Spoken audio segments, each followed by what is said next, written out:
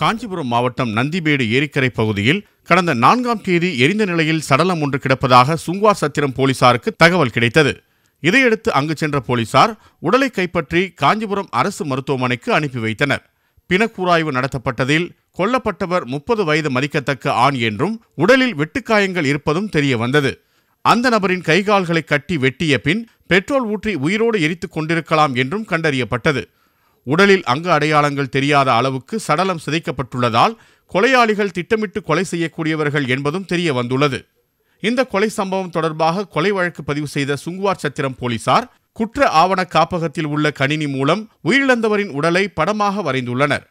காஞ்சிபுரம் மாவட்டத்தில் மாயமானவர்கள் பட்டியலில் கொலை செய்யப்பட்டவர் பற்றிய விவரங்கள் பொருந்தாததால் தமிழகம் முழுவதும் உள்ள காவல் நிலையங்களுக்கு உயிரிழந்தவரின் மாதிரி படம் அனுப்பப்பட்டுள்ளது.